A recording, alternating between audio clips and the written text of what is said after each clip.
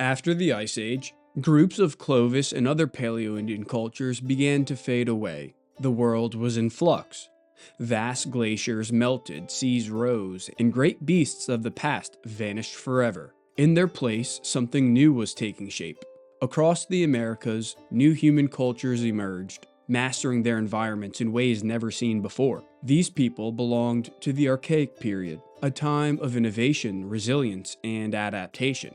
Who were these people, and how did they adapt to a world that was constantly shifting beneath their feet? In this video, we'll explore everything we know about the Archaic Period Native Americans, in North America specifically, how they survived dramatic climate shifts, the tools they used, the first signs of agriculture, and the incredible regional diversity that appeared. This was the foundation for later civilizations, and understanding it gives us a deeper look into the long human story of North America.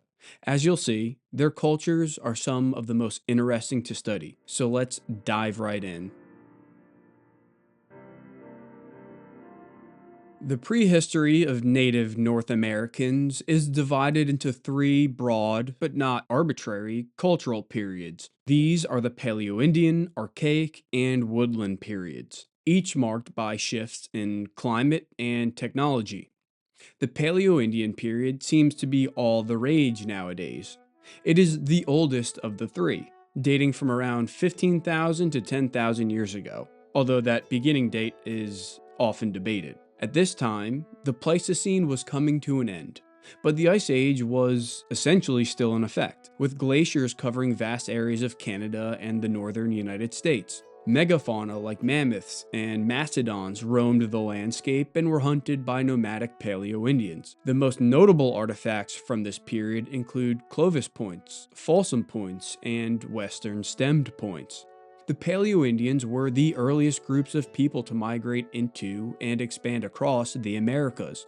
Then, from around 10,000 years ago and after, global temperatures begin to rise, as do sea levels. This initiated the Holocene. The Holocene climate optimum, sometimes referred to as the altithermal or hypsothermal, lasted from 9,500 years ago to 5,000 years ago. This initial warm period, with temperatures about 2 to 3 degrees Celsius warmer than today, was likely caused by small shifts in the Earth's axial tilt. The change in our planet's position relative to the Sun had many downstream effects on all life, notwithstanding the lives of Native Americans. By this time, most of the Pleistocene megafauna were totally extinct. In the western United States, grasslands declined and deserts expanded, affecting bison populations. In contrast to the arid West, the East saw the expansion of deciduous forests. This created a more stable environment for human populations, allowing for increased reliance on nut-bearing trees and eventually early horticulture.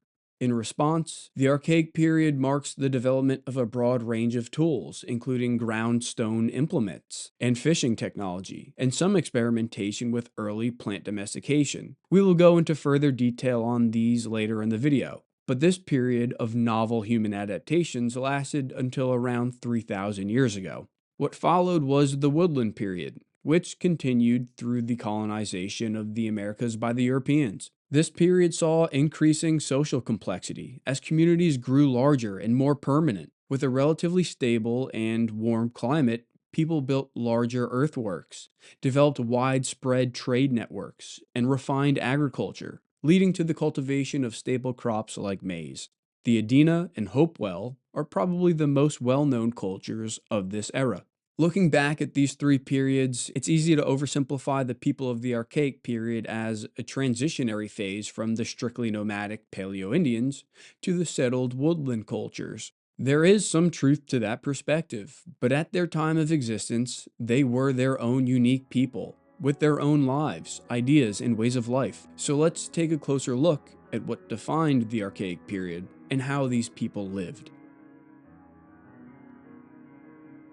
The archaeological record of North America is extensive. Countless variants of stone projectile points have been found across the continent, each representing a unique culture with their own ideas and adaptations instilled into those very points.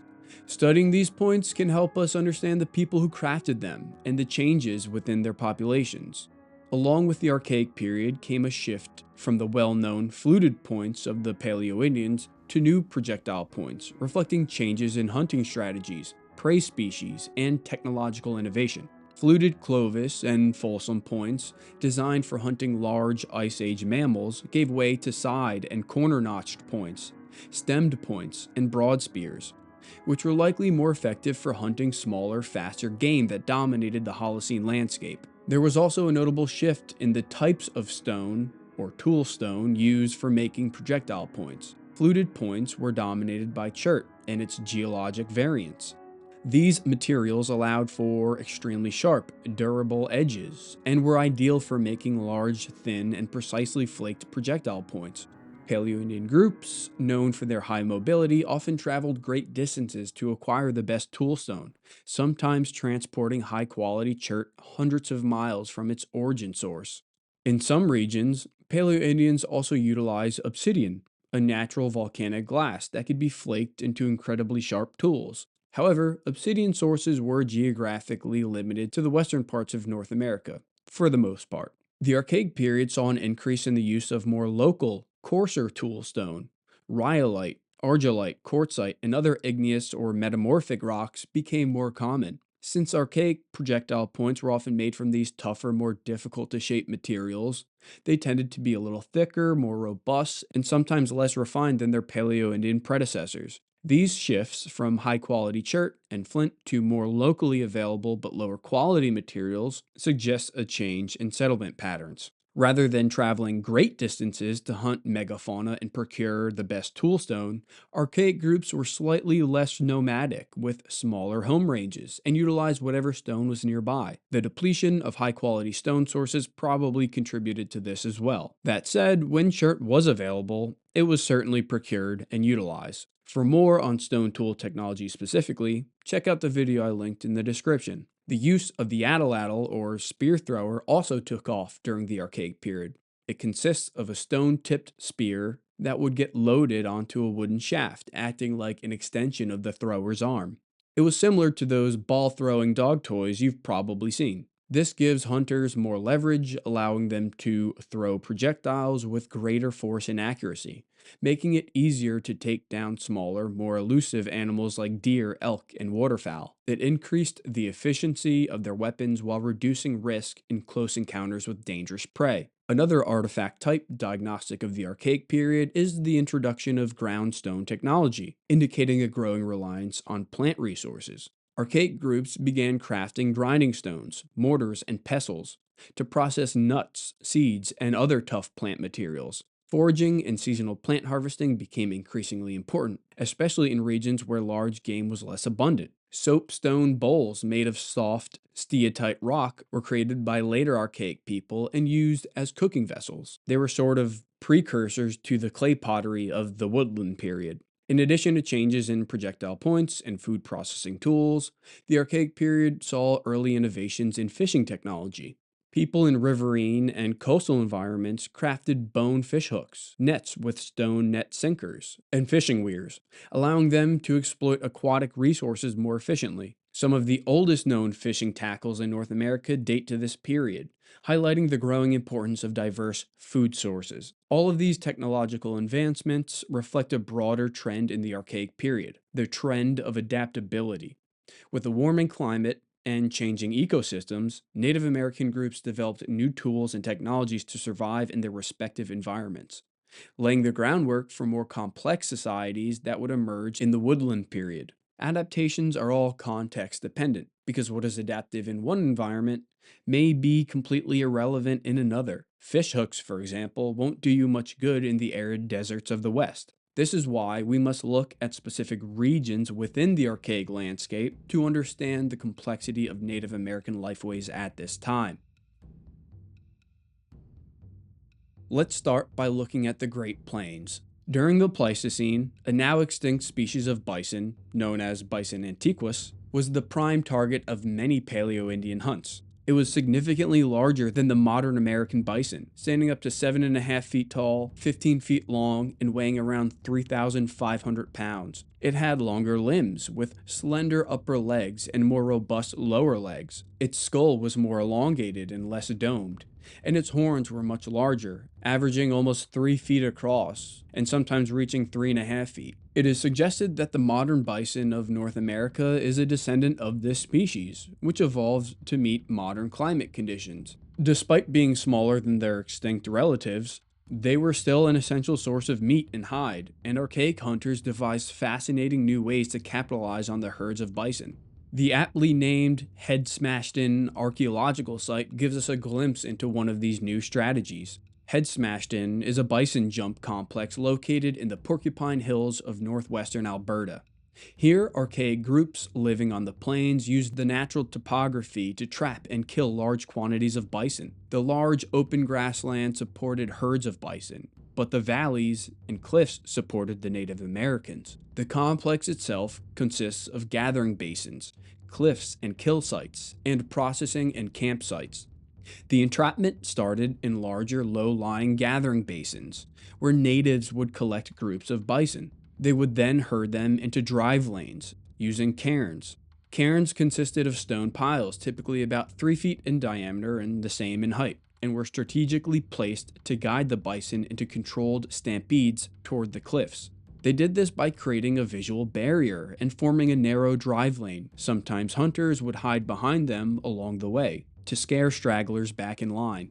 The kill site consisted of a 35 to 40 foot sandstone cliff. The momentum of the herd running towards this cliff would have carried the stampede over, killing some and injuring even more. This strategy made an otherwise intimidating herd of beasts a suitable prey animal for the plains hunters. After a successful bison jump, the easy to harvest remains would have been processed and brought back to campsites, which were strategically placed near the kill site to minimize the distances needed to transport food. The earliest evidence we have of people using this site for bison jumping dates to around 5,600 years ago and is associated with the Mummy Cave Cultural Complex. More recent excavations in the area have radiocarbon dated even earlier cultural material to around 9,000 years ago, but there's no evidence that these artifacts are related to the cliff jump. Interestingly, it's believed that the jump wasn't abandoned until the 1800s. A hunting strategy with this longevity is surely one to recognize as an accomplishment. The southwestern United States consists of a whole host of archaic cultures. The San Dieguito Pinto tradition, dating as early as 8,500 years ago, represents a westernmost expression of the Archaic period, spanning Southern California, Arizona, and extending into the Great Basin as far as Nevada. The Pinto complex is believed to have developed from earlier Paleo-Indian traditions, showing a cultural continuity in the area. It is best recognized by Pinto Basin projectile points, which are characterized by straight stems and concave bases, particularly in the eastern Great Basin. The more recent Pueblo peoples, known for their desert architecture, had their roots in the archaic Oshera tradition. Archaeologists developed a sequence of 6 projectile point adaptations associated with this tradition: the J phase, Bajada phase, San Jose phase, Armijo phase, and Medio phase, and Trujillo phase. Each of these phases represents a gradual shift in technology and subsistence. Early phases, such as the J and Bajada phases, were characterized by more mobile hunter-gatherer groups relying on a mix of small game and foraged plant foods. As time progressed, later phases like Medio and Trujillo saw increasing reliance on horticulture, particularly maize cultivation, and a shift toward more semi-permanent dwellings. These developments laid the foundation for the emergence of ancestral Puebloan societies, who built the great cliff dwellings and kivas that still stand as a testament to their ingenuity and resilience.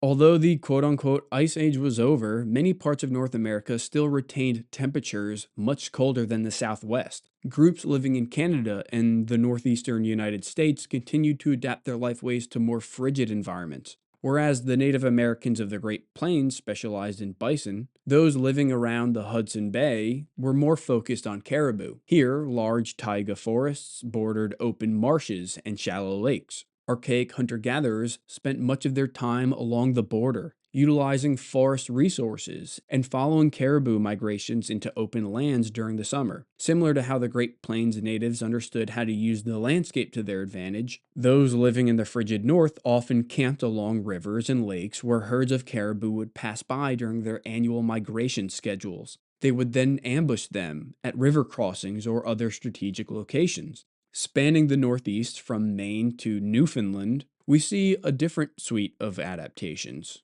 Maritime adaptations. Dating to around 5,000 years ago, the barrows at Port au Choix, Newfoundland, are the most notable example of this lifestyle. Here, over 100 Native American graves were excavated, many of which contained red ochre and grave goods. So much red ochre was found that some people refer to them as the red paint people. Grave goods are unique artifacts for archaeologists, suggesting they were intentionally buried alongside the deceased for religious or symbolic reasons. Among the objects discovered were artifacts associated with hunting sea mammals and living along the cold coast. Shell beads, presumably attached to jewelry or clothing, are one example. Hunting tools like open-socketed toggling harpoons and barbed bone points were also present. The most interesting find was a killer whale effigy, associated with one inferably important individual. Its head, mouth closed, is at right, and its distinctive high dorsal fin dominates the sculpture. According to James Tuck, it represents the animal in motion. This is one of two that were found here. They represent the deep connection and respect these people had to the waters that sustained them. South of the more Arctic conditions, a copper industry developed around the Great Lakes and eastern woodlands. We don't know when it first started, but the old copper culture most likely consisted of many different archaic groups. Most people are unaware that Native Americans engaged in a form of metallurgy before trading with the European colonists. While these groups extensively mined, cold hammered, and annealed copper into tools, weapons, and ornaments, they did not practice smelting or alloying, which are hallmarks of full-fledged metallurgy. This distinguishes their approach from later metallurgical societies that extracted metal from ore and combined elements to create stronger alloys like bronze. Regardless, in places like the Brule River in Wisconsin and Lake Superior's Keweenaw Peninsula, large outcrops of very pure copper were exploited by archaic groups and used to craft utilitarian tools, at least at first. The reason why the old copper culture is an anomaly in terms of world archaeology is that it represents a rare case of people adopting metal technology and then reverting back to stone.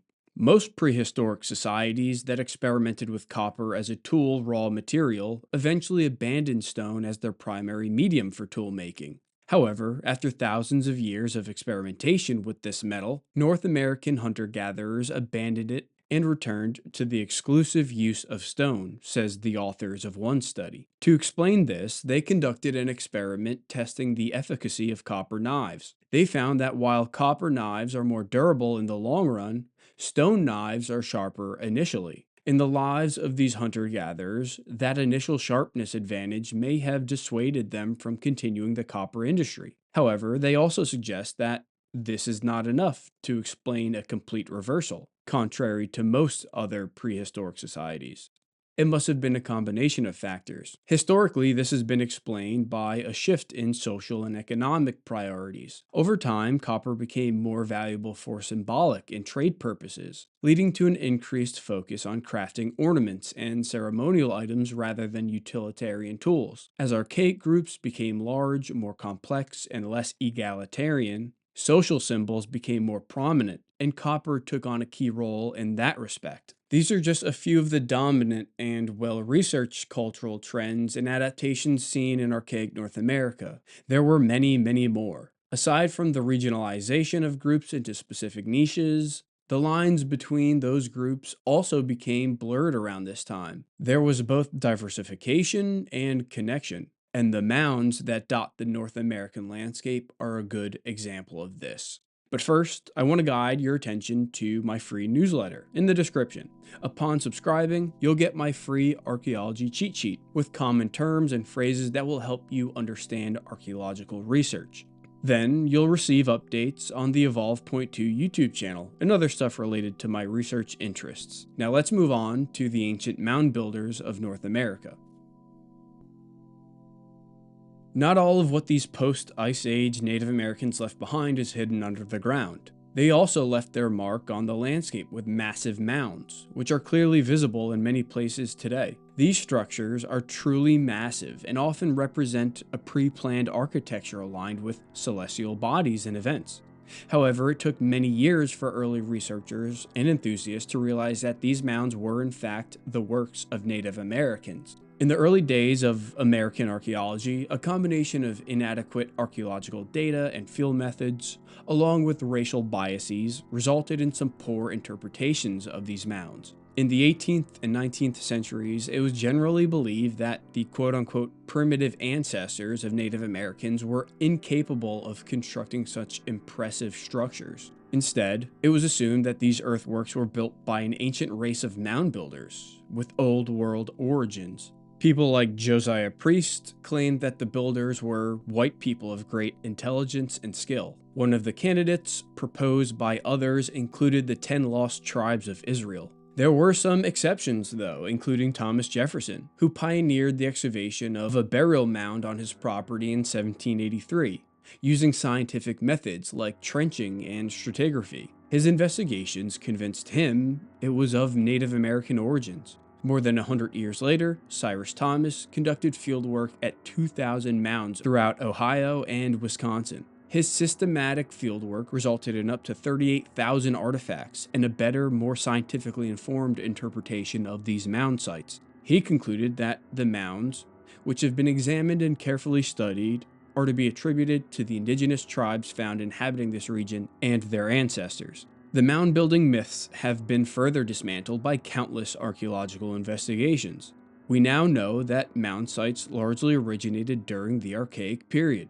They range in size and scale from smaller shell mounds lining the Atlantic and Gulf coasts to larger earthworks like Poverty Point. Shell mounds consist of large accumulations of discarded shellfish remains, often mixed with soil, charcoal, animal bones, and artifacts.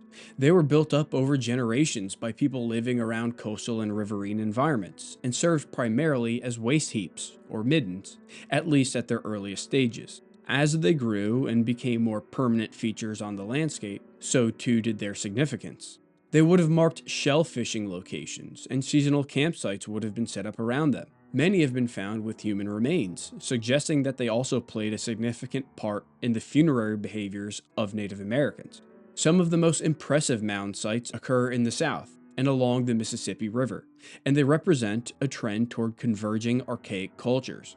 Watson Brake is possibly the oldest complex mound site in America. It's located in Louisiana and consists of 11 mounds connected by ridges, forming a 280-meter diameter oval. Gentry Mound is the biggest of the 11, with a height of 7.5 meters, or 25 feet.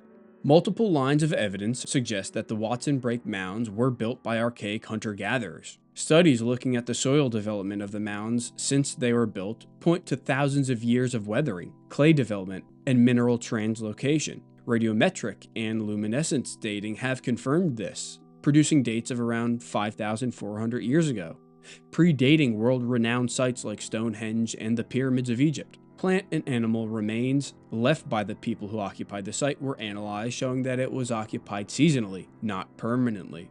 Seeds from these plants show no features indicative of plant domestication, supporting the idea that these people were not practicing agriculture. Importantly, the artifact assemblage at this early mound site consists of archaic aged projectile points and decorative beads that were made from locally available stone material. Evidence of trade for non-local material does not exist. The same is not true for later archaic mound sites. Poverty Point is arguably the most famous of these.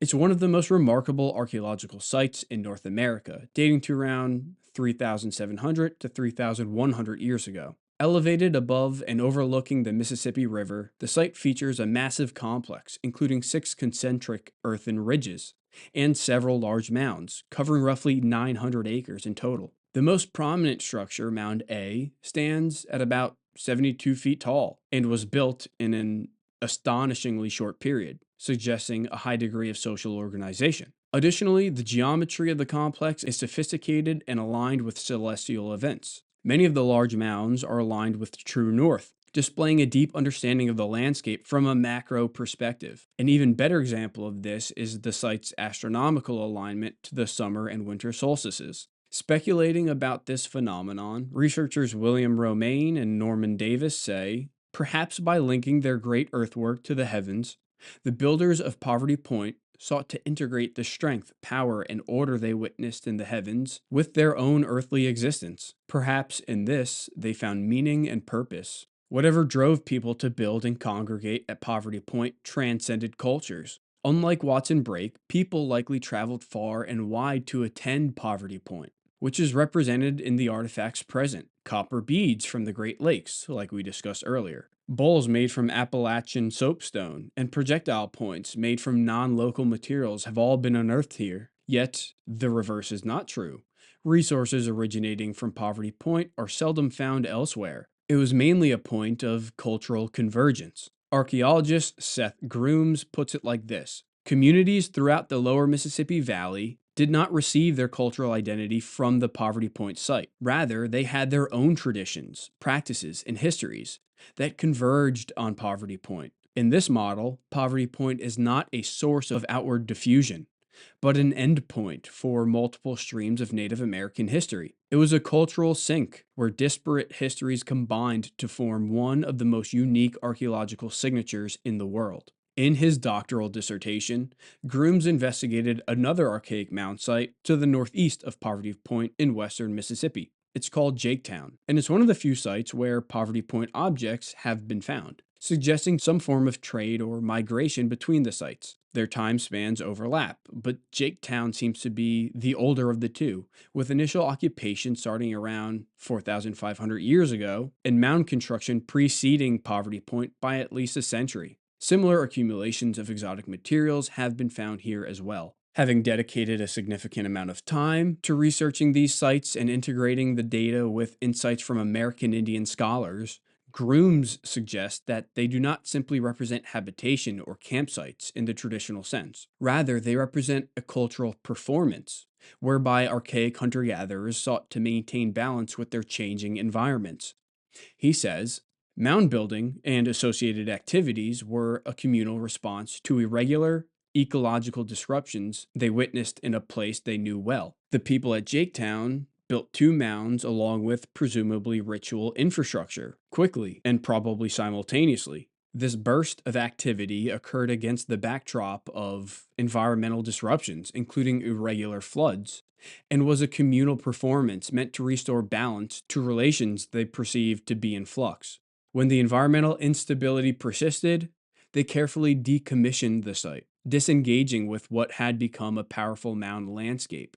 At this time, North America was experiencing rapid changes in climate, and flooding events throughout the Mississippi River Valley became more intense. Archaic groups gathered to build these mounds in response to this volatility. They held feasts and likely other rituals. After the performance, the mounds were decommissioned, not abandoned. This is visible in the archaeological record by the intentional removal of wooden posts just prior to flooding. Evidently, archaeology does not just yield artifacts. It provides real insights into the performances, belief systems, and rituals of ancient cultures. By about 3,000 years ago, the Archaic Period started coming to an end. The transition to the Woodland Period commenced. In the archaeological record, this is marked by new technologies. Most notable was the introduction of clay pottery. Pottery became a key tool, playing a role in food storage, cooking, and transportation. Cultural symbolism was also imbued in pottery, much of which displays fascinating artistic designs. The shift to agriculture was another defining transformation during the Archaic to Woodland period, laying the foundation for more complex societies. While maize became the dominant staple, it was part of a broader suite of domesticated plants that supported indigenous economies across North America. Squash was one of the earliest domesticated plants and was used for food and as storage vessels. Beans were another. Introduced later, it finalized the quote-unquote Three Sisters farming system, consisting of maize, beans, and squash. These three crops are mutually beneficial when planted together. Tobacco was another staple crop, which was used for ceremonial and medicinal purposes. These technologies in agriculture, combined with more modern and stable climates, contributed to the establishment of permanent societies during the woodland period. In the Southwest, Pueblo settlements were built into the desert geology. In the eastern woodlands, the mound architecture of the Archaic period was revived at massive settlements like those associated with the Hopewell and Adena cultures. The infrastructure, agriculture, and population size of some of these societies rivaled many of those that existed in Europe at the time. Would these larger societies have emerged if it wasn't for the advancements made by their Archaic period predecessors? Would more recent Native American groups have survived if it weren't for the adaptations that Paleo-Indians developed after the Ice Age and defined the Archaic period? Which of these archaic innovations do you think had the biggest impact on later Native American cultures? Let me know what you think in the comments below. Also, if you enjoyed this video and would like an in-depth analysis on the woodland period, comment woodland period below. In the meantime, check out this video looking at the complete life history of a Clovis point. Don't forget to like, subscribe, and sign up for my free newsletter in the description, all of which helps support the channel. Thanks for watching, and I'll see you in the next one. Stay curious.